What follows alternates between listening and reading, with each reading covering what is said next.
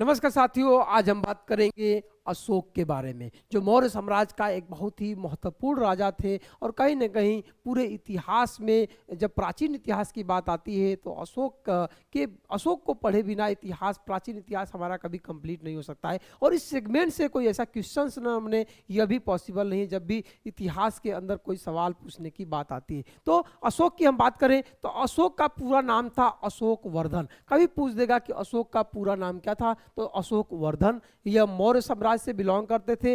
जो चंद्रगुप्त मौर्य ने जिस मौर्य साम्राज्य की स्थापना की थी, उनके पुत्र बिंदुसार थे और बिंदुसार के ही पुत्र थे हमारे सम्राट अशोक। ठीक है।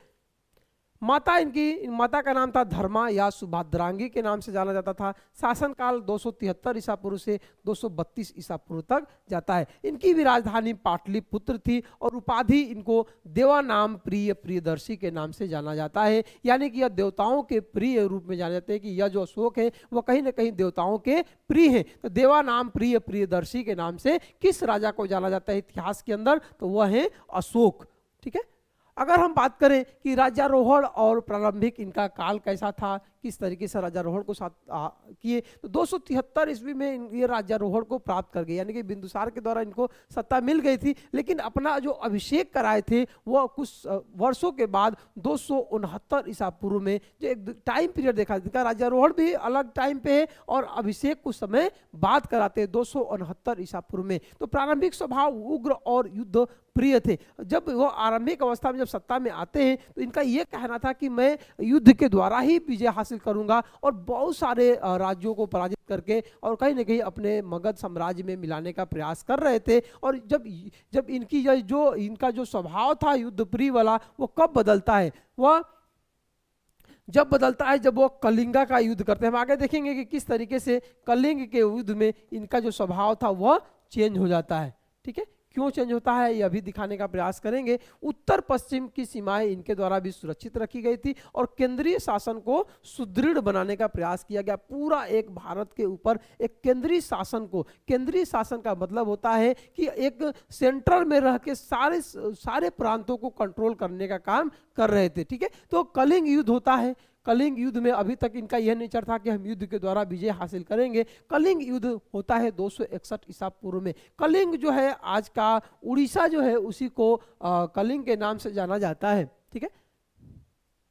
अभिलेख स्रोत 13वां शिलालोक से हमें इस कलिंग युद्ध के बारे में चर्चा मिलती है। इसमें लगभग 1 लाख लोग मारे गए थे। इस युद्ध के अंदर 1 लाख, ऐसा कहा जाता है कि वहाँ पे पूरा एक खून की नदियाँ बह गई थी। तो ये 1 लाख लोग मारे गए थे और लगभग 1.5 लाख लोगों को इनके द्वारा बंदी बनाया गया था। परिणाम क्या हुआ, इनके जब यह युद्ध जब ये देखे और जब वहाँ से गुजर रहे थे तो इनके दिमाग में अचानक ऐसा आया कि मैं ये क्या कर गया, ये कितनी बड़ी पीड़ा है, इससे ज़्यादा दुख क्या ही हो सकता है। और वहीं पे इनके द्वारा एक धम्म नीति की घोषणा की जाती है कि अब जो है मैं युद्ध नहीं करूंगा और एक धम्म नीति को अपनाऊंगा। केंद्रीय अधिकारी किस तरीके से, इसमें जो राजा जो हुआ करते थे, जैसे अशोक थे, वो सर्वोच्च सत्ता हुआ करते थे। महामात्र जो उच्च अधिकारी इनके शासन काल में जो उच्च अधिकारी के पदों पे थे उनको महामात्र के नाम से जाना जाता था। धम्म महामात्र जो धम्म का प्रचार करते थे, नैतिक निगरानी करते थे कि किस तरीके से धम्म जो अशोक ने एक नया धर्म देने का प्रयास किया था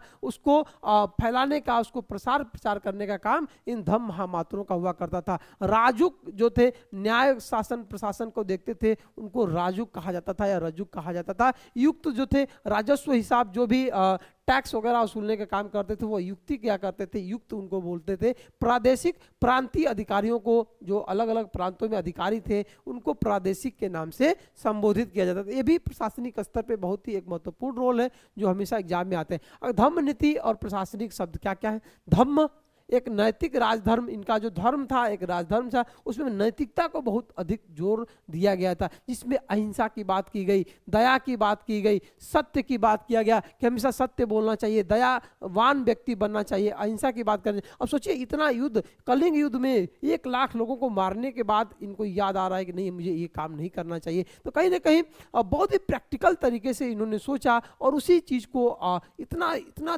नैतिक रूप में बदल जाते हैं अपने आप को, एक अपना अपना एक नया धर्म ही बना लेते हैं जो पूरी तरीके से बौद्ध धर्म से कहीं ना कहीं प्रेरित हो जाता है। पशु बलि को भी यहाँ के निषेध कर दिया। अभी तो इंसानों को मारा गया था, लेकिन अब जो है इनके धर्म में कहा गया कि नहीं, पशु बलि भी एक निषेध है। धार्मिक सहिष्णुता की बात करते थे, सभी धर्मों को वह कहते थे कि नहीं, कोई धर्म आप अपना मानिए, हमको कोई दिक्कत नहीं। एक किस तरह से एक टॉलरेंस की बात हो रही है, तो बहुत ही अपने आप में यह धार्मिक सहिष्णुता की बात उस समय किया जा रहा है। ठीक है, लोक कल्याण प्रधान शासन, लोगों के कल्याण के लिए बहुत ही अलग अलग तरीके से प्रशासनिक स्तर पे काम किए जा रहे थे कि लोगों का किस तरीके से अधिक मात्रा में कल्याण हो सके, क्योंकि कल्याणकारी योजनाओं को लाने का मेन काम था ये यही था, क्योंकि इनके धम्मा में कहीं ना कहीं नैतिकता पे बहुत अधिक बल दिया गया, और नैतिकता से कहीं ना कहीं सामाजिक कल्याण जो है वो आपस में जुड़ा होता है। ठीक है, धम्म महामात्रों का काम क्या था, जैसे कि हमने बताया कि किस तरीके से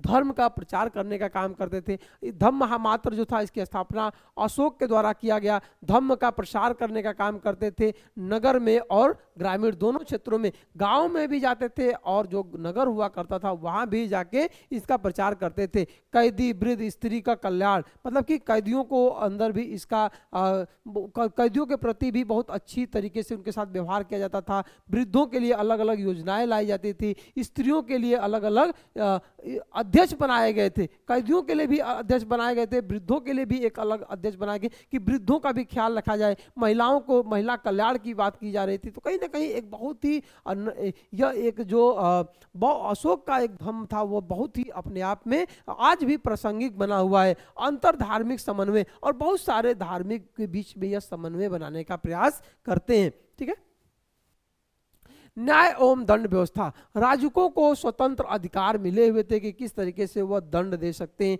जो टैक्स वगैरह लेने का काम करते थे वह दंड भी दे सकते थे, नहीं है कि बिल्कुल हम निश्चिंत छोड़ दिए। तो बिल्कुल भी वह बैलेंस भी बनाने का प्रयास किए कि अगर जो कोई हमारे ऊपर आंख उठा के देखेगा हम उसको दंड भी देने का प्रयास करेंगे। और पूरी तरीके से ऐसा नहीं था कि वो पूरी तरीके से अहिंसावादी हो गए थे, वह निश्चित ही वो हर तरीके से जहाँ पे दंड की जरूरत थी दंड भी देते थे, लेकिन वह न्याय प्रिय तरीके से वो दंड दिया जाता था। मृत्यु दंड में विलंब का प्रावधान था। मृत्यु दंड बहुत ही सोच समझ के अगर किसी को किया गया तो बहुत ही उसमें विचार किया जाता था मृत्यु दंड के लिए। ठीक है, कैदियों हेतु दया नीति, कैदियों के लिए भी बहुत सी दयावान भावना के तहत ही उनको कोई भी उनके प्रति व्यवहार किया जाता था। न्यायिक अपील संभव था, और कोई भी कैदी अगर चाहे कि मैं एक बार दोबारा मैं अपना सुनवाई चाहता हूं तो जाके वह एक अपील कर सकता था कि नहीं, मुझे मेरी गलती हुई है उसको दोबारा सुना जाए। तो कहीं ना कहीं यह बहुत ही एक शानदार आज के भविष्य के लिए भी जो हमने अपने भारतीय न्याय संहिता में प्रयास किया है सुधारने का, वो ये सारी चीजें हमें अशोक के जो न्याय एवं दंड व्यवस्था थी उसमें देखने को मिल रहा है। कानून का सार्वत्रिक पालन, कानून का पालन सभी के लिए आवश्यक था। अगर कानून का पालन नहीं करेंगे तो उसमें दंड का व्यवस्था किया गया था। ठीक है, प्रांतीय प्रशासन की अगर बात किया जाए तो प्रांत इसके अंदर अवंती आती थी, तहसीला आते थे, तोसली आदि, ये कहीं ना कहीं ये पूरा प्रशासन इनके अधीन में था। राज्यपाल जो हुआ करते थे उनको कुमार या महामात्र कहा जाता था। नियमित निरीक्षण किया जाता था, हर प्रांतों का ये लोग नियमित निरीक्षण करने का भी काम कर रहे थे।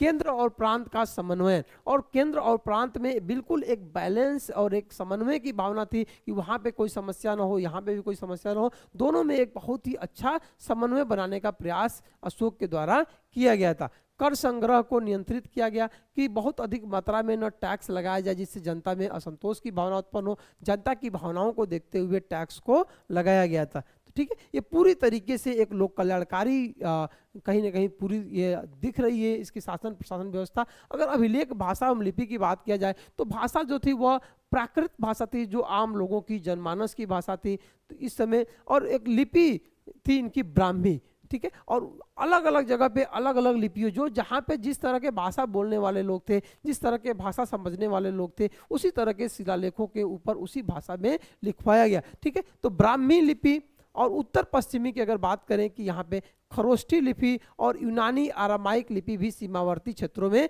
जहाँ पे यूनानियों का एक सीमावर्ती क्षेत्र था वहाँ पे आरामाइक लिपि को भी दिखाने का प्रयास किया गया है। उद्देश्य सबका यही था कि धम्म का प्रचार प्रसार करना है। ठीक है, अभिलेख के प्रकार, अभिलेख का किस तरह के शिलालेखों पे लिखा जाता था, स्तंभ लेख पे लिखा जाता था, गुहा लेख पे लिखा जाता था, स्थान आधारित घोषणाएं, राजाज्ञा का स्वरूप। ये जो शिलालेख होते थे, राज्य अपना कहीं ना कहीं जो अशोक ने अपने धर्म का प्रचार प्रसार करने के लिए कि लोगों को किस तरीके का व्यवहार करना चाहिए, राजा का क्या क्या संदेश है, वो अलग अलग 14 शिक्षाओं के माध्यम से इन स्तंभ लेखों को लिखा गया था। ठीक है, इन शिलालेख मतलब कि पत्थरों के ऊपर लिखे गए थे। स्तंभ जो है, स्तंभ बना बना के बहुत ऊंचे ऊंचे स्तंभ बना के इस पे लिखने का प्रयास किया गया। गुहा लेखों को लिखा गया। ठीक है, स्थान आधारित अलग अलग घोषणाएं की गई थी।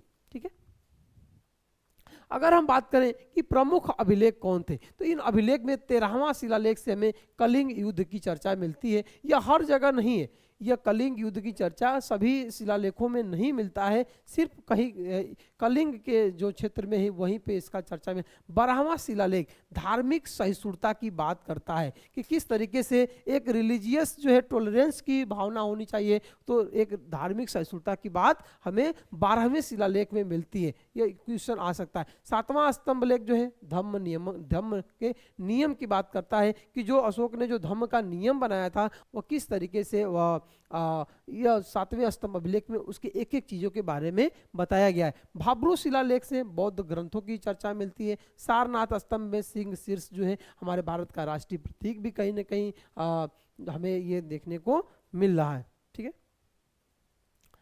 अगर हम बात करें स्तंभ का एक तकनीकी तथ्य, यह जो पत्थर जो बनाए जाते थे जो वो बिल्कुल एक ही पत्थर को काट कर तराश कर मोनोलिथिक ये पत्थर हुआ करते थे, इसीलिए इसको एकाश्म पत्थर सिंगल स्टोन कहा जाता है। और मौर्य पालिश पूरा इसको अच्छे से पूरा पालिश किया जाता था और इतना चिकना कर दिया था। शीर्ष पर पशु की आकृतियां बहुत सारी मिलती हैं, जैसे हमारा अशोक स्तंभ है वहाँ पे किस तरीके से शेर को दिखाया गया है, बहुत सारे हिरन उरन उसके अगल बगल में चित्रित किए गए। राष्ट्रीय प्रतीक जो हमारा सारनाथ में आए जिसको हम लोग अशोक स्तंभ के नाम जानते हैं। सामग्री चुनार इसके नजदीक था तो चुनार के पत्थरों को प्रयोग किया गया है। ठीक है, बौद्ध धर्म संस्थागत व तथ्य किस तरीके से इसमें तृतीय बौद्ध संगति का आयोजन हमने बताया था कि पहली बौद्ध संगति अजातशत्रु के काल में हुई थी, दूसरी कलाशोक के जो शिशुनाग वंश का दूसरा शासक था कलाशोक उसके शासनकाल में हुआ था, और तीसरा जो था हमारा